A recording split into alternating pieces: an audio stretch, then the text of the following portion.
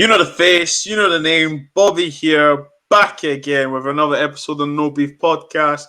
And I'm very delighted to say that I'm joined by a special team that go by the Anti-Racism Consultants team. They are admin, especially on a Facebook page, and they are responsible for teaching and engaging and expressing their feelings and also spreading the truth around racism and discrimination. And you know how we do it on the show, guys. I don't introduce the guest introduces themselves. So we're gonna go with Tamsin first. Please, Tamsin, can you introduce yourself to everyone for me, please? Well, hi, I'm Tamsin MacDonald. I was born in Trinidad and Tobago, but I moved to Scotland when I was about 9 or 10. And Okay. living in Scotland is lovely, but of course, there is a lot of racism which comes with it, which is part of what we're here to talk about tonight. Yes. Yes. Thank you for that, Tamsin. And Karis, would you like to introduce yourself, please? Hi, I'm Karis. I'm mixed race, so my mum's from Scotland and my dad's from Trinidad and Tobago. Uh-huh. I'm an intervention and I've been involved in anti-racist activism for a few years now. Perfect. And last but not least, if you can introduce yourself again. Hey, Bobby. Hi, everyone watching. My name is Bobby, and I'm from the south of India, from the state of Tamil Nadu, from a city called Chennai. Some of you might know it as Madras, from Madras chicken curry. We'll talk about that later. Yeah, so basically, also having dealt with a lot of racism here, which is something that we'll be exploring more. Thank you for tuning in. And ladies, thank you so much for joining me. Really appreciate this to talk about something that's very sensitive, but however very very important. Because what you guys do is very important because you guys actually train people, you guys actually teach people, and you create awareness. And I'm very very interested in that. Tamsin, I'm going to come to you first, okay? Tamsin, you know what I do. I go straight to the point. So, racism. Tell me a time where you have been the victim of racism and discrimination, and also elaborate how it made you feel. And what did you do? Well, there was one time in the town I live in now. I was on a Okay. night out with my friends, and Okay. it was myself and my best friend, and we were just heading to the club to meet the rest of our friends. And as we're Okay. walking down the high street, some guy walks past me and screams, P word, go home at me. So, of Okay. course, I'm like, I turn around and I just go, "Oh, away in boily heed." And that was me. I was just like, started heading off back down the road because I'm so, whatever. Mm-hmm. And my friend and I kind of chatted a bit as we went down. Everything seemed fine. Then we get into the club, and then everybody comes over to say hi, and my friend starts crying. And so Mm-hmm. everybody's like, "What's wrong? What's wrong?" And of course, she's telling them about how I just got racially abused and how upset she was about it. So then we had Right. 10 minutes of everybody comforting her and cuddling her and telling her how terrible it was that she had to witness this awful event. And by the end Mm-hmm. of it, one person came over to me and said, "Oh, Tamsin, are you right?" Obviously it was me who got racially abused. And I'm like, Yeah. "Yeah, I'm fine." For us, it's like breathing. It's Mm. so often that sadly you're used to it. But it was the whole way that everybody was so over her as a white woman, how terrible it was that she had to face this injustice that she witnessed. But there was nothing, no care for me as the victim of it. And I do think that is quite indicative of our society today, especially in Scotland, which is really not very good at all. Unfortunately, it's an unfortunate circumstance that that happened, and you know, thank you for sharing that. And we need to dilute and dissect. Okay, not dilute. So we need to dissect why someone felt the need to say that to you, and why are they so comfortable to say that to you? You know, No, that is um, an issue. yeah, that is the issue. It is the issue. It's because they're racist. There's no sugarcoating that. It's because they're racist. And for you, around that moment, you said something is like breathing for us. It's quite sad, that, isn't it? That Yes. we just accept it, like, yeah, it is what it is. Why should we accept that? In fact, not we, like in that moment, why should you accept that? You know, I know how I would have reacted, and you know, you can't beat everyone up, you know, because it's not really worth the court case, is it? However, I mean, in that moment of time, you said you just carried on your business, but some people who don't have your character would have probably opted to go home, would have thought that's ruined my night and so on. So, testament to you. Along with that happening with your friend and so on, were they shocked that it happened, or were they shocked that they had witnessed it? To be honest, I'm not sure. I mean, Because I never what I'm really trying to get discussed at, it with her. yeah, what I'm trying to get at is that racism is very much alive. We all know it happens, and just what you've told me, I'm trying to think: are they annoyed and disgusted and shocked because they witnessed it, or is it because it actually happened? You know, and the reason I'm asking that is because, you know, some people don't think racism happens, which is fine, each to their own, okay. And then some people are enraged it happens, and that's where you guys come in, right? Because what you went through shouldn't happen to anyone, whether you're black, white, Asian, whatever. You know, it shouldn't happen to anyone. Just want to elaborate how you felt with this happening and you saying it's just like breathing. So I take it this happens on a regular, or It are you just accustomed does. to this happening all the time because of where you live?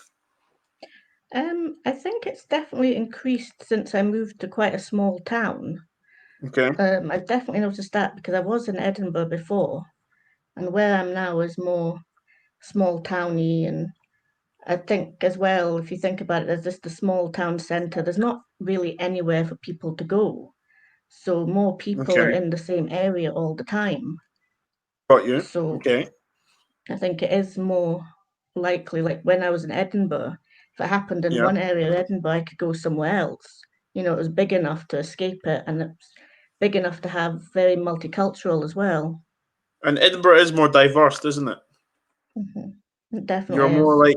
You're more likely to find someone or come across someone that has the same color of skin as you. And you know, most of my black friends, if I see them, we always have this nod, this you know, acknowledgement to it. Yep, I see you and stuff, and I'm sure you'd have got that. So I've got to ask, okay, what's your honest opinion on this? On what, the whole On race, situation? on the racism that unfortunately you have to receive or go through every day in your life. Talk to me about it. You know. Don't know. It's such a deep issue. It's kind of hard to condense it all into one sitting. But I definitely feel that it is such a huge issue that's not being recognized. Like, especially growing up here, it was there in the background, but it was never acknowledged. So you Yeah. always felt like you knew something was wrong and you knew what people were doing to you was wrong, but you didn't know why or you didn't understand. So I think the way it's going now, more people are being aware and more people are understanding.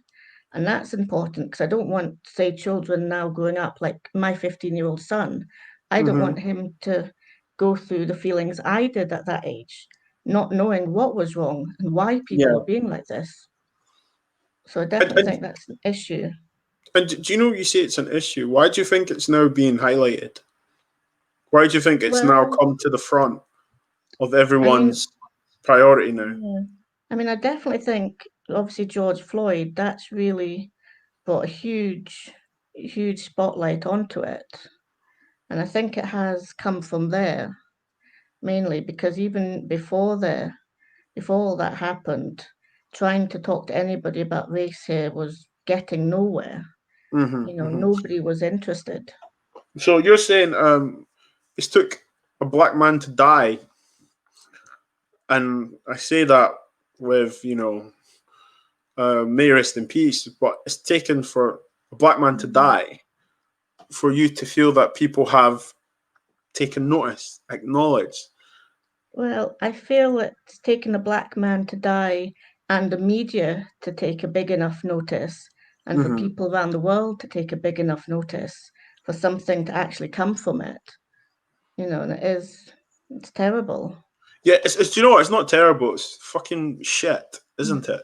Sorry, I'm going to be honest because I think about what happened to him, and we all watched the video. I watched it so many times, and I cried, and I couldn't believe that, regardless of a black man, that a human being is being treated like that. And he's being treated like that because he's black, which is very sad. So, what do you do, Tamsin? Because I know you're an anti-racism consultant. What do you do to combat racism? Tell us, some of your duties that on the Facebook page, in your everyday daily duties in life. What do you do to combat this? Well, I do a lot of talking, obviously in the background at first with my co-admins to And who are your discuss co-admins? how, with Karis and Pavi here. Oh.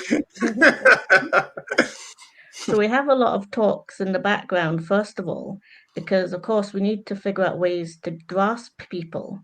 It's Yeah. all very well just having a Facebook page and saying something about racism, but Yeah. you've got to find something, a hook, that'll make people actually sit up and listen. So you really do have to figure out the way to do that. So I do spend a lot of time on social media, watching other groups, and just doing research on my own to understand how Facebook groups work, how Okay. to get a following, how to keep it, things like that, which are definitely important. I also do a lot of any kind of learning, because especially now, so many different universities and colleges are coming out with online courses about slavery or anti-racism. So I do try to do as many of those as I can as well in my spare time. It's It doesn't interesting, isn't hurt. it, that all these places, all these universities and places of education are coming out now with the relevant information that people need to know. It's a shame, isn't it? Because I schooled in Scotland. I schooled in London, and slave trade wasn't really mentioned. Black history wasn't really mentioned, and it's interesting, isn't it, that now in 2020, people are saying, we want to listen. We want to engage. We want to be inclusive. We want to. I just find it. I just find it amusing, and as well as warranted. I mean, and welcoming. I just think, why weren't you doing this before then? Do you know what I'm trying to say? It's like what you said. Priority, wasn't it? People weren't really. It wasn't really a priority to deal with such a subject, and we must respect that. It is a sensitive subject. However, not for us, because we're mostly, majority of the times, the victims of it. And we must emphasize that not every person we encounter to talk to about racism is a racist. We need to remember that. We also need to remember that any person we encounter about this subject is not a bad person, My last question to you, Tamsin, okay, is what do we do to change people's minds? So what I'm saying is this: when I say change people's minds, what do we do to change their opinion and their way of thinking when they see you walking down the street, minding your own business, living your life? I definitely think education is at the heart of it, because even I remember being at school when I moved to this country, and like you said, there was pretty much nothing about the slave trade. And I remember anything being mentioned about it, everybody would just turn and stare at me, and I'd be like, why are you looking at me? So, Yeah. you can see just from that people, even at that age, don't know anything about race or differences or what's right or wrong with it. There's no understanding, there's no depth of knowledge. And I think that really does come from education and starting it as young as possible. Children should be learning these kinds of things. It's not good enough to just say racism is wrong, don't do that. We need to understand why it's wrong and why we shouldn't be doing that. And it's just education. And it's funny you said something there. We need to teach people from when they're young, teach the children. Now, I'm going to ask you a question, Tamsin. When I was in nursery, okay, I didn't see colour. I was just playing with kids in my nursery. When I went to preschool, I was playing with kids and so on. Isn't it interesting that as we get older, we start to see a difference, and yet we start to see the difference in the way people treat us. And I've never thought of like that, and I just think to myself, do you remember when we were kids and it was just playing with Scott, playing with John, playing with Sarah, playing with whoever, Jamal, playing with Bobby, whatever. There was no, oh, he's this and we're not going to do that. So education is key, because we need to teach and people need to learn, because we all know right and wrong, let's be honest. We all know right and wrong, right? But we need to teach and let them know that why it's wrong. Not just apologize. Oh, I'm sorry, I shouldn't have said that. No, you need to know why you shouldn't say it. And I 100% agree with you. Tams, I just want to say thank you, because I know that was hard for you, and I must say you brilliantly executed that. So seriously, thank you very much. I'm gonna come back to you, Tamsin. I'm just gonna segue over to Karis. Karis, how you doing? You okay? Yeah, I'm fine. Good. So, Karis, yeah, I mean, I'm just going to go right into it. So, tell me about a time where you've been racially discriminated against.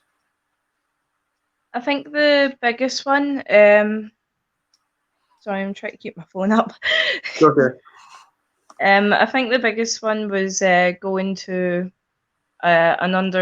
in school and going to an under 18s. I started hanging out with a group of people, thought they were my friends. Came home one night and to see they'd posted a status saying that I was the N-word.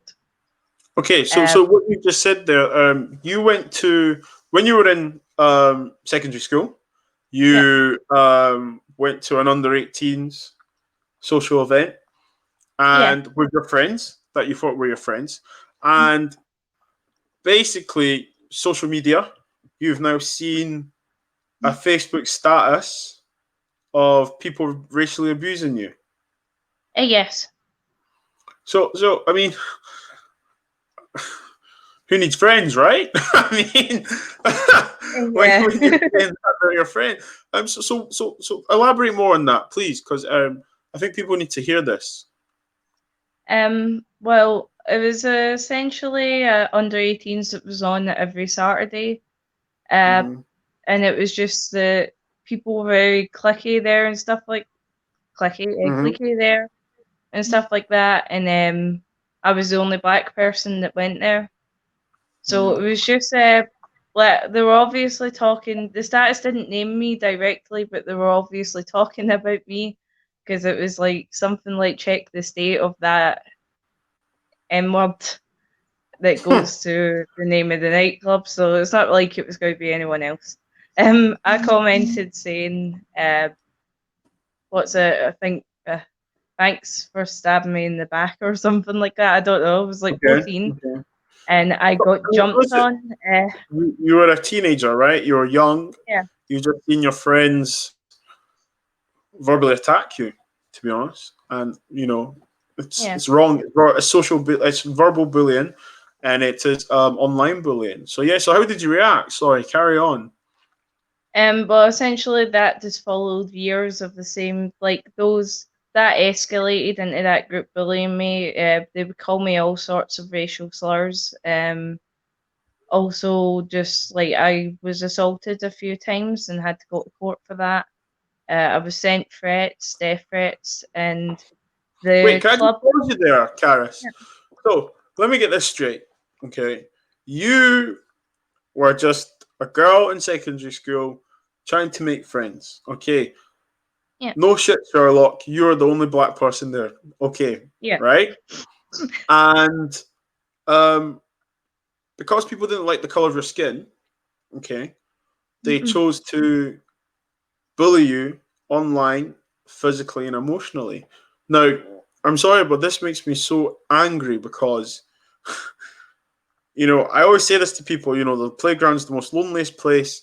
If you don't have a friend, it's one of the most loneliest places when you have no one to talk to. And, I always say that people under the age of 16 shouldn't have social media. I'm very, very strong on that because in school, we are not taught how to deal with rejection. We are not taught how to deal with emotions. We're there to deal with. We're there to teach or talk about maths, English, comprehension, all the other subjects that you get in secondary school. We're not taught how to deal with being bullied. We're not taught how to deal with mental health, and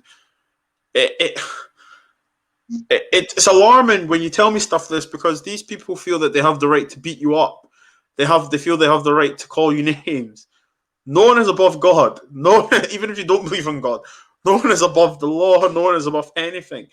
And it really pains me to hear that you are just going to school.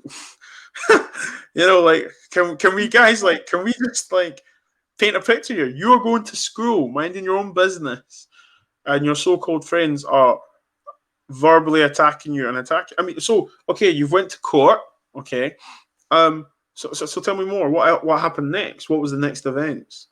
Well, my mum mum was sort of aware. I didn't tell her everything, because I didn't want to worry her, but she was sort of aware of things. She had spoke to the police about it. Same answer as I've got as an adult about it. They don't essentially care. They just write it off as, just block them, that's it. Without taking into consideration the fact that it's just straight, it's not even subtle racism. It's straight out calling me a gollywog and everything and stuff like that. Go back to Africa, that kind of thing. And then also getting attacked and called the N-words and stuff and told to go kill myself. And school didn't do anything about it at all. But do you think the school didn't do anything because they didn't believe you, or do you think they never done anything because they didn't know how to deal with this?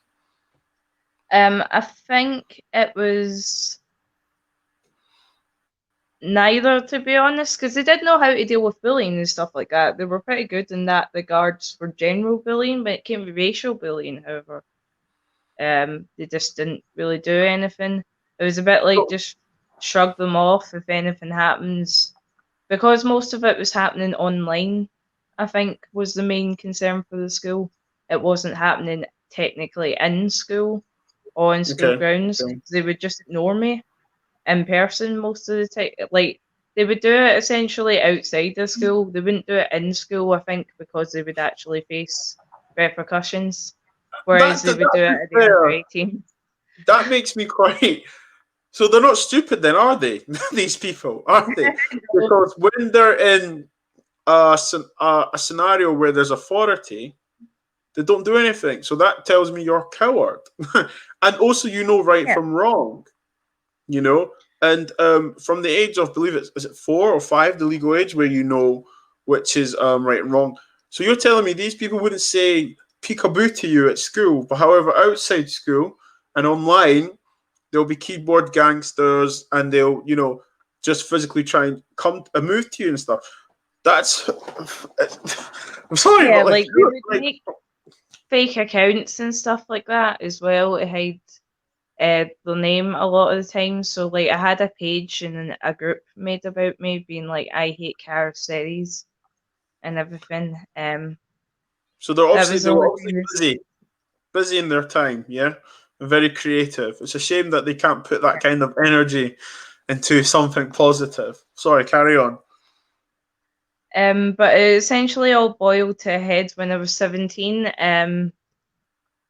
Afterwards, it was after the under 18s, and one of them was it was McDonald's. They all used to go to McDonald's afterwards. So I walked in with my friend, and it was 2 main girls that started it all, that posted status and stuff and instigated it all, and their friends that jumped in that I didn't even know or had interacted with.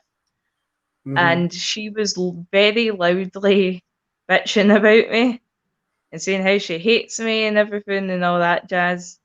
That's quite sad. I just had enough at that point, so I was just okay,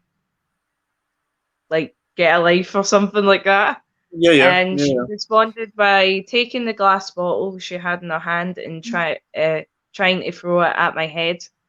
My friend had jumped in front of me, and it actually broke his toe. She had crap aim, for lack of a better thing, but that's the only time she got banned from the under-18s, and that was the main. Like, the under-18s had the kind of similar thing where it was just a bit like, look, they're dafties, just ignore them type thing. Yeah. So do you know what that is to me? And I say this all the time to people: if it doesn't concern you, you're not interested. You're not bothered. If it doesn't, seriously, I'm being honest with you. If it doesn't concern you, people aren't bothered, and that's a shame, because as society, we all have a duty of care to each other, to make sure we all feel safe. We all have a good time. I mean, bloody hell, it's under 18s. You're a kid. Do you know what I mean? You're a teenager. You know, where's the duty of care of that? You know, why did no one try and call your parents? Or why did no one make sure you got home okay? Or, do you know what I mean? Like,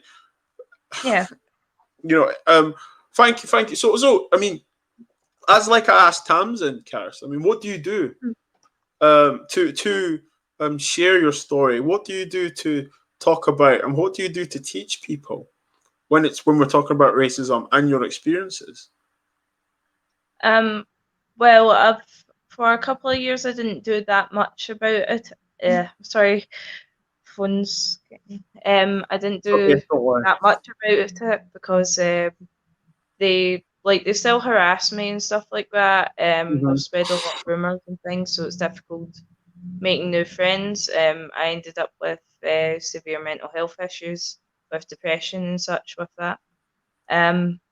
So it just was, I'm also autistic as well, so it was kind of already difficult for me to make friends. And then top of that, like rumors and stuff like that spread. So what that did make me hesitant, because every time I posted about it, I'd have backlash. Like someone would like message one of them or one of their friends or whatever, or screenshot it and send it, and then they'd all jump in, like they get their whole group of friends. So that's where I ended up getting involved with like just groups to vent about racism and stuff like that. We're all American based. So I did that and then became friends and stuff like that. That's brilliant. That's a good. lot of people got asked to admin. And then eventually that's what led to me admin other anti-racist groups, and then eventually Aries. With that, like the main kick-off point was when Atiana Jefferson died.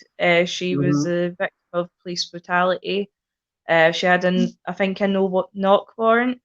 Police just stormed her house, went round her window without announcing themselves, and shot her while she was playing games with her nephew.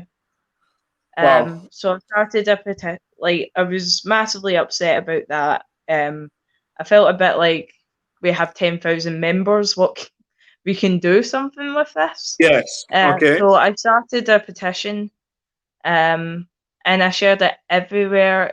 I think it was Fort Worth Police Department kept making statements defending the police officer, refusing to name him, all the usual jazz. So I just kept spamming the live and their posts with the like to this petition and everything. It eventually got 50,000 signatures, and then the officer was arrested. Well done. With that, it was essentially just moving on from there. What else can we do and stuff like that?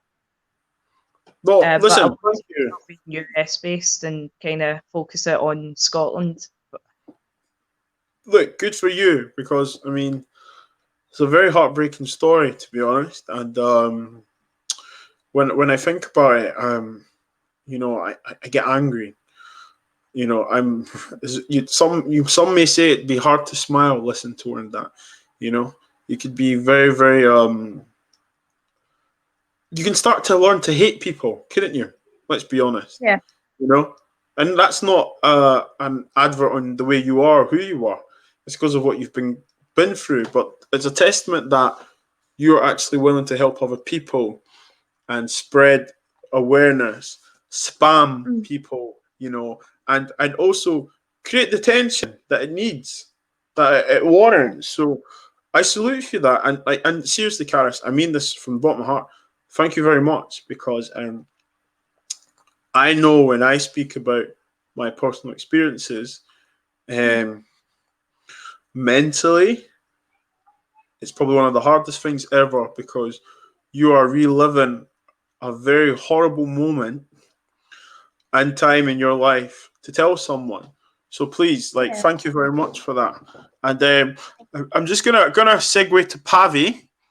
Now, Pavi, I was very fortunate to be able to have a chat with you yesterday.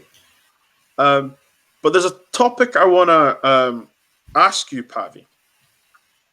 And we've mentioned children, okay?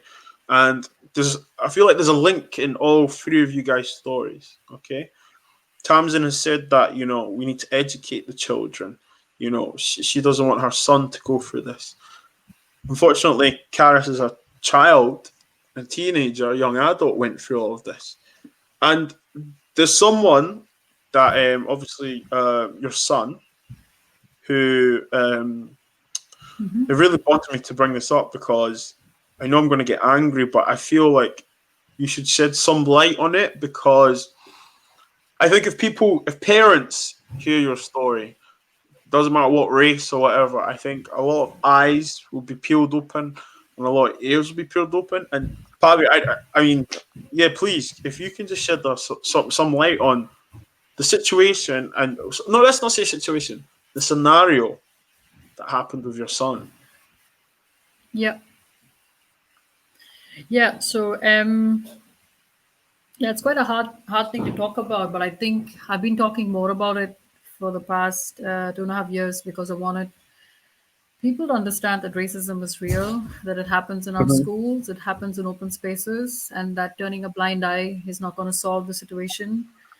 So when my son was 6 years old, he was racially bullied in school for 6 months. He was isolated on the playground. He was beaten. He got into fights. He was very quiet and shy, liked his space. And I think what happened as well was that the teachers in the school, this is considered to be quite a, reputed school in Edinburgh. Yeah. Teachers had no training. They were all white. And I repeatedly asked the school, because my older child also went to that school. She had experienced a lot of racism. So I said, look, we need to talk about the fact that you all don't have training. What is it that you're doing to get that training? And every single time I raised it, they denied this, there being any bullying or racism in the school. So for me, I think the turning point was, I heard from one of his friends that I could see that he was alone on the playground. I had friends feeding the information back to me, and he would come home upset every day. He would cry every day in the morning. He would say, no matter what I do, you're going to send me to school. I hate living. I want to die. And he was 6 years old. I want to die. I noticed some things, like some differences in patterns of behavior. Yeah, at 6. I had night terrors right through going to school. And after we stopped as well, after we pulled him out as well. Sorry, he's desperately saying hi. Sorry, I'm in the middle of the interview. Is that what? My dog was really bad when I went to school. Yeah. He's just adding something to the conversation. He's just telling me how it was. But yes, he got wheezing. He had migraines, and he was a very healthy boy. Prior to starting school, he just completely felt isolated. He felt like nobody was listening to him. Nobody cared about him. That's what he kept telling us every day. You don't care about me. The teachers don't care about me. Because there were certain expectations in the classroom that he wasn't meeting, such as he wanted to be treated with respect. And the teachers didn't care that he wanted to be treated with respect. They wanted him to shout out answers. They refused to listen to him saying, I'm being bullied, or me raising it as a parent. So there was consistent gaslighting. Like, I can't tell you how many times I have been gaslit in that school, because they refused to acknowledge, first of all, that I can speak English, that English is my first language, that my boy is not an angry brown boy. because he's got curly hair and he's darker skinned. And there was an implication that he was stupid and dumb, although that was never told me explicitly, but it was there. And I heard from at some point that he started, getting up and leaving the class when the teachers didn't listen to him. And when I heard about it later, I said, you know what, good on you, because what you're doing is, I wouldn't stay in a place where people didn't respect me. Please, let's remember this. And what you're the boy doing is is 6 years old. Yeah. Can we remember 6 years old what we were doing at Exactly. 6 years old? Yeah, he said he wanted to play, and the teacher said, no, you cannot play. So he would go to the back of the class and play. And then I started piecing together all of what was going on. And we had a meeting with the head, and I said to her, this is appalling that you don't get what's going on. And they continued to dismiss us. They continued to prevaricate it on the whole issue of bullying. I found him when he got down from a bus stop, and I picked him up, and it really broke my heart. He had blood on his shirt. And I found out later that the teachers decided he was aggressive, like he used to get into lots of physical fights, and we realized he was defending himself. He would tell us constantly, he would tell us constantly, teachers don't know that bullies are smart. Like, do they honestly think they're going to pick on me in front of them? And I was like, yeah, I think they know what's going on, but they don't want to do anything about it. So there were a lot of these assumptions. And at that point, I'd started doing a little bit of race-related research, especially with young children. Like how you were talking about how when you were young, you didn't see color.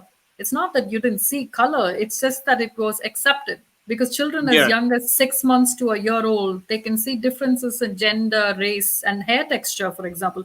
I think it was like assistant professor of psychology. Her name is Rebecca Bigley from the University of Texas. That's her area of research. And then we have the Center for Equality for Race Education for Scotland, CERIS, in the University of Edinburgh.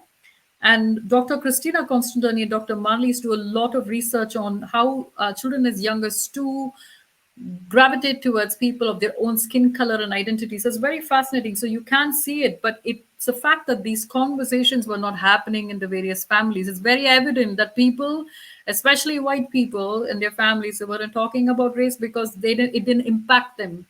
So they didn't care about it. Like you mentioned earlier, if something doesn't impact you, you're likely not to care about it. So that's what was happening. And do you know, it's that phrase you just used. Yeah. It's very interesting because regarding COVID-19, I know some people don't believe it until it's actually came to their families. And then it's like, whoa. Then they start being concerned. It's real. It exists. Exactly. So sorry, Pavi. Yeah, no, that's fine. And so for us, I think what happened was it all came to a head because I kept going back to the school. I had copious number of email exchanges between me and the head. The teacher, the principal teacher, just decided, oh no, he's only interacting with the adults. And I'm like, what's wrong with that? Because, they were very quick to label him. And he's a very, very intelligent boy. Both my kids are very intelligent in their own ways. And they often tell me, Mom, you think that because we are your kids, because you're our mom. And I'm like, no, everybody is intelligent and they have their own different abilities. And you guys have your abilities. I'm not blind to that. It's not that we don't tell them you're being lazy. Yeah. So I raised it. Nothing was done about it. We just experienced repeated dismissal and gaslighting. And my daughter had actually seen him getting bullied and she reported it, but they didn't do anything about it. So this boy continued going to school for 6 months until we had to pull him out of school for 3 days because he had experienced a lot of bullying, no support at school, just a lot of blame. He was really angry. I took him to the GP and the GP said, we know it's a fight or flight response. Like you and I both know it's a fight or flight response. And I said that to the school. I said, look, he's on adrenaline high. Yeah. He's coming to school waiting to defend himself. At the age Clearly, of it's a problem. That's the problem. But they refuse to acknowledge it. So I went to the GP to ask them to give me a medical chit. And the GP said, he's perfectly healthy. Please don't make it a medical issue. But you know what? You're thinking of home educating him. Do it. It's the right decision for him. He's just too bright. And the school is pathetic at dealing with racism and bullying. And that was a white doctor. It was the one and only white doctor I met who immediately got it. He was the only one who was supportive. And it really gave me a lot of hope because I just needed that support at that point.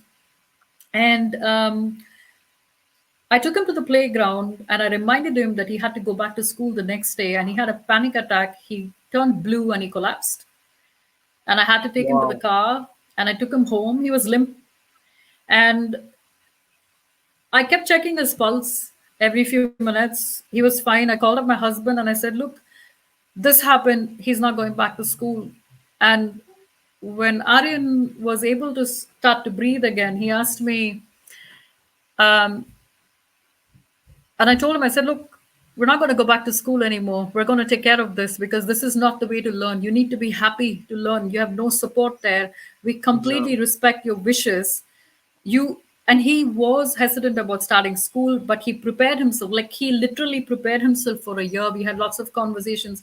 He was so excited for the first 2 weeks, wore his uniform, and it just broke my heart that the adults around him did not give a damn, that they blamed him. And they wrote this terrible report about him that painted him as the villain. He's a 6-year-old child. They painted him as the villain. None of his views under Shanari or Girfek were taken into account. So I have no respect for those policies because I've seen it used by educators as a tick box exercise, and I speak about it very openly. Look, Pavi, being labelled at the age of 6 as a troubled, unfortunately, and it breaks my heart but it happens now. Yeah, it happens all the time. It happens now. You know, it doesn't make it right, though. No, this is what I'm Right? saying to you. Yeah, This is it what I'm happens saying to you. consistently. Yeah, That's the problem. consistently it happens. We're being labelled. We complain of something, we're aggressive, are told. Yeah. You brought it on yourself, you're over emotional, your attitude, so on. I'm a 6-year-old Absolutely. boy, you know, even though I'm an adult, because, and Pavi, I've said this in terms, and I've said this before, you know, on previous podcasts. Why is it that when a person of color, okay, in fact, you know what? Forget this person of color. Why is it that when a black person or an Asian person or brown person or someone from the BAME community, okay, complains of something and we ignored, or it's responded with, you're an attention seeker, you have an attitude, you are aggressive. We're not listening to what we're saying. They're not listening to what we're saying. Yeah. We're identifying that, look, there's a problem here, okay? And this is how I am feeling, and this is the result. I am being like this because of the result of the bullying. You need to help me here and support you, because there's a duty care to all those kids to enter school and feel safe. Because we as parents, okay, are leaving our children at these schools, Exactly. okay, to be educated, to be looked after, because these are qualified professionals, you know. So supposedly. Yeah. Because Well, what I they- found out was they had absolutely no understanding of race-related issues in their teacher training, as well as not everybody did psychology. I mean, you have like some basic modules that you go through, but there's no understanding about the impact of bullying on mental health. Like the number of so-called professionals and educators who ask me, can a 6-year-old experience anxiety? Can a 4-year-old experience anxiety? I'm like, of course they can. Where are you? Like, what kind of modules are you reading? What is your training about? Like, I was initially very shocked at the lack of knowledge and awareness, and also the consistent dismissal around parents. It happens quite often. They say they want parental engagement, but it's people in positions of power, privilege, and power are very quick to dismiss parents because it's like you have no idea. But you know, when I ran community support groups, a lot of my work was in empowering parents and facilitating them to realize, hey, actually, you can listen to your own voices and you can make your choices because you're the parent and you have a certain relationship with the child that no other medical professional or educator will ever have, because you and your child know each other, or the carer for that matter, who was in charge. So there's that. So anyway, so we didn't send him back to school. It became a whole thing. And I basically wrote to the Edinburgh Council and I said, listen, He's experienced this. I'm not sending him back. I do not want to be penalized for truancy. He's not going back because he's not safe. That's an unsafe environment. They have broken the Yeah, Equalities yeah. Act 2010. I'm happy to quote the laws and policies, but my son is not going back. And after a bit of a back and forth, they expedited.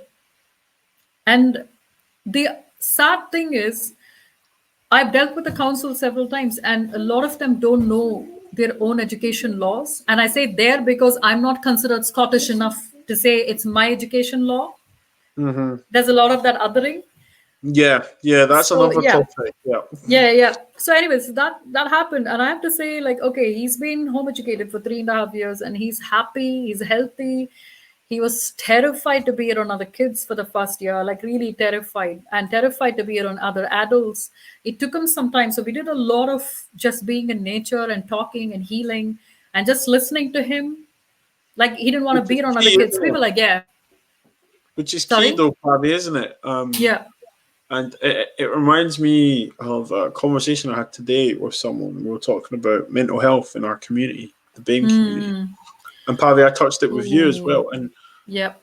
it's interesting, and this is not any disrespect to any parent that I've came in contact with. And when I was younger, from my family household, however, we weren't listened to, you know? Absolutely. I was just a kid, you know, oh, don't worry, it'll be fine. But it's not fine. Do you know, No.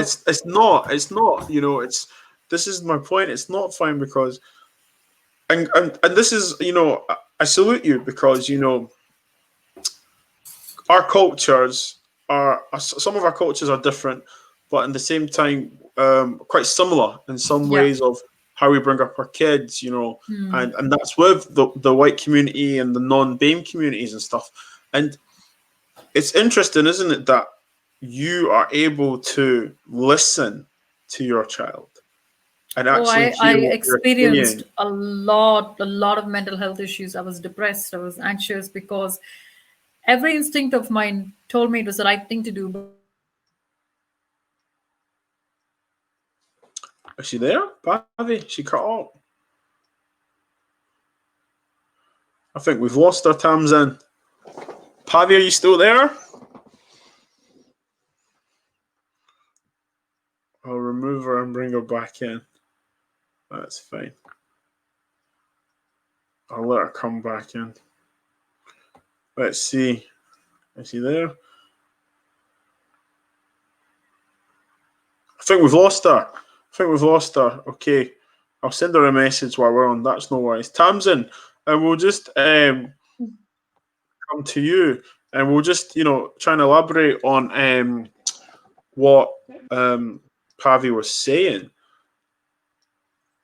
I mean, I know you said you have a 15-year-old son, but like, you know, when I was younger, okay, I can't say I could have said that to my mom, you know, because I already knew how that would have been welcomed. Do you know what I'm trying to say? I'd have been like, shush, don't worry about it, get on with it. You know, it's like, for some reason in certain communities, there's like a pride, isn't there? Like a proudness that we shouldn't ask for help or we shouldn't challenge stuff.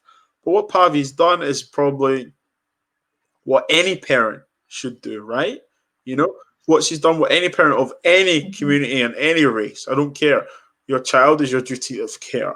They have the right to be able to speak freely without thinking, oh, there's no point saying this because nothing's going to happen. They already think like that when they're at school. Do you know? So, like, I mean, what's your thoughts? And I'm just going to bring Pavi back in, but what's your thoughts on that, Tamsin? Hi, Pavi. Hi, sorry, I got disconnected. No, it's okay. Well, I definitely think she's right when she talks about it. And like you said, we have a responsibility to our children. And I remember, like you said, when I was younger, it was very much like you knew there was no point saying something if someone had said something to you in the street, because you did just get told, oh, you know, just ignore them, they're idiots, you know, and that was it. Whereas I tried to make it different with my son and actually talk to him and try and make him feel better and make sure that he feels heard. because I think that's really important. And he feels comfortable to tell me about the racism at his school and some that his friends experience as well. And we've been able to talk about that. And that's meant that he's been That's able to help brilliant. support That's his brilliant. friends And too. you know, we say That's now, really my cousins good. are my best friends. One in Kilmarnock, one in London, and Reggie and Joe, and they are my two best friends. And it's interesting because we're Reggie's the oldest, then it's me, and then it's Joe, and we all support each other. We talk, and it's so interesting that we've all grew up with each other, but we've never been able to have the confidence to say, "Look, I'm not okay. You know, I'm not all right here. I need to talk to someone."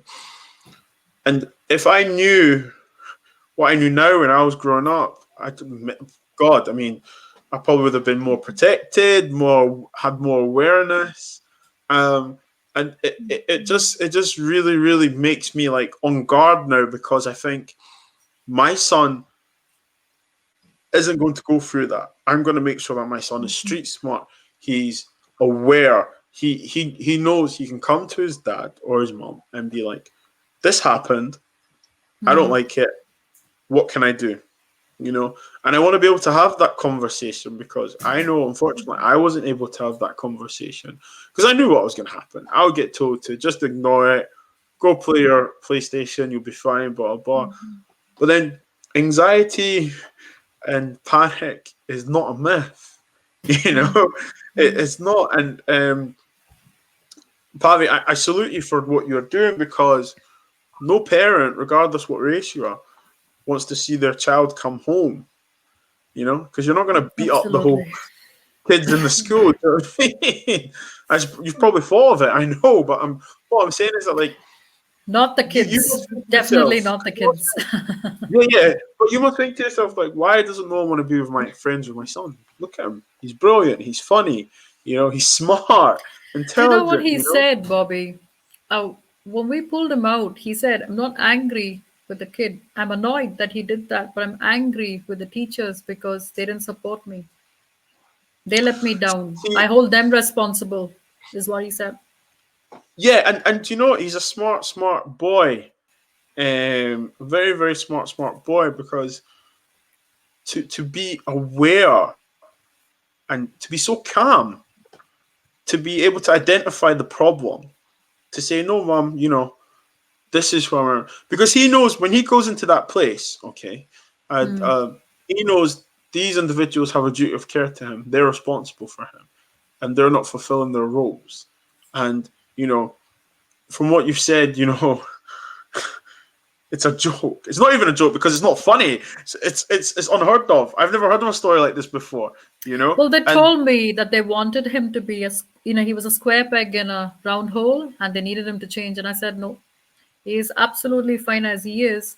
And they were trying to label him as being autistic and having Asperger's. And I was like, I want evidence. They had no evidence. It's easier to label them so you can put them on ASN, get the funding. There's a lot of corruption. And, you know, that's the problem. The problem is when we talk about systemic racism, like, I can't tell you the number of people who have asked me, are you talking about the racists within the system? I'm like, oh my God, that's not what systemic racism is. No, systemic racism is actually, there's a problem with the system where it benefits white people and it oppresses people of color. That's what the systems are created. And a lot of people think it's like some, you know, macabre story, you know, it's like some James Bond kind of 007 kind of out there story. And I'm like, no, this is real. These are our lived experiences. Like, when I said I'm taking him out, people freaked out. They were like, what's he going to do? What's his university going to be like? What's his college? I was like, I don't know if he wants to go to college. I only care that he's happy, because happy children are lifelong learners. And I had done enough research. Yeah, I'd done enough research to know this, and I knew it was backed by evidence. But this is not the evidence that teachers in schools are aware of, because they're very focused on the curriculum, because they're under a lot of stress. They don't have enough awareness training, because people again want solutions during training. They don't realize, yeah, you can get training for an hour. What are you going to do after that? How are you going to implement it? You know, exactly. And do you know, I countered that because I'm like, yeah, it's true. It's true what you're saying. I agree with you. And also, we also need to look at it from the other point of view. And I've said this to you before. I always ask people, if that was you, how would you feel? You know, let's just, let's take away color here, and let's reverse the roles. If that was you, how would you feel? I asked someone on one of my podcasts, and I said, how would you feel if it was your child? And they said they'd march right up to the school. They'd march right up to the school and get it sorted. So, if they're white, that's the privilege that they have because they are listened to more than we are, and this we know is a fact. And do you know what? And do you know what, Paddy? I'm gonna agree with you and argue with that because I know in some schools, subjects like these are dealt with zero tolerance, and I have to admit, I've seen it, and it unfortunately it's in certain schools that it doesn't, and I think is the lack of training, is the lack of so I'm education. aware of schools that are very diverse. For example, Dalry Primary is quite diverse, Drummond is quite diverse, right? So you have people from different classes and races, if you will, genders, ethnic groups in those schools. Now, I know that they deal with these issues far more quickly, including Granton Primary, because they have had no choice but to deal with it because it's very diverse. They're the most diverse pockets of Edinburgh. Yeah. But when schools and institutions, whether it's the police force, whether it's the schools, they use words like there is no tolerance. We have no tolerance to racism. I'm like, no, stop with that bullshit because you have tolerated it. Racism happens because you have let it happen. So enough with this whole political bullshit of, do you know what? I want to be politically correct and pretend like I'm going to do something, but nothing has been done. So it's not it's not to say that educators may not deal with it. Like I know cases where it has been dealt with in other schools, but what has happened after? How do you stop it from repeating itself? It's not an individual case by case issue. It's a systemic issue. That's what I mean by when people say, we don't tolerate it. No, you do. It's a systemic issue. So when people are constantly going to push back against it because they feel so defensive, one needs to ask, why are you so defensive? You're able to go to the school and talk to the head teacher because you're white and said, you know what? My kid is in trouble. Fix it. God damn it, fix it. But I couldn't do that. Yeah. I struggled for 7 years with my older kid and my younger. So that's the problem. And you know what? We're still having these problems. And Paddy, thank you for sharing that because I feel like people that are watching now and people that will watch this back, they need to realize that this is not just a bunch of conversations. This is actually real life scenarios, and this is happening in people's lives. And the sad thing is, it's happened to people in Scotland, people in the UK, people around the world. And it has to stop. And the way we stop this is by educating people, is by acknowledging a problem, it is treating it with a zero tolerance, punishing people for treating people like this, We need a zero tolerance across the board. Is it going to happen tomorrow? Nope. Is it going to happen in a couple of years? Probably not. However, we need to continue to be making the same noise, the right noise, and speak to people in higher positions. Speak to people that can change the rules, the laws. Because until then, we're still going to have this fight. And people need to listen. People in higher positions. Well, this is the thing. But then this is where it comes to how you go about your tactics, how you go about your challenges and stuff. And we all know racism will never die. We get that. Okay? That's a fact, unfortunately, because we're talking about something that happened 400 years ago that's still happening now. Okay, it may not be slave trade and stuff, but unfortunately, people still use the same language. Okay, what we want going forward is to be treated equally, to be accepted, and to be respected. And on that note, I'm going to say that I fully respect and accept all three of you, and I'm very, very grateful that you came on. And I just want to wrap up by just concluding here. We have three Black and brown women on here, and to be able to be a woman from the BAME community, and to speak up, to be heard, takes a lot of confidence and a lot of courage. And you three should be very, very, very, very proud of yourselves, because for me, it's been a pleasure, because I have been able to learn. And I know going in the future, you're all going to teach me even more. I'm 100% sure of that. And I just wanna salute you guys and just let you to have this moment, because I feel like we don't have enough of this. We don't have enough of women speaking, women being acknowledged. We don't have enough of women in powerful positions, in leadership positions. And I think what you guys are doing, you're leading and setting an example. And, you know, you should all be proud of yourselves, 100%, seriously. Very, very easy and safe to say that there's no beef between us all. And guys, please like the video, share, make sure you follow their page. It's very educational.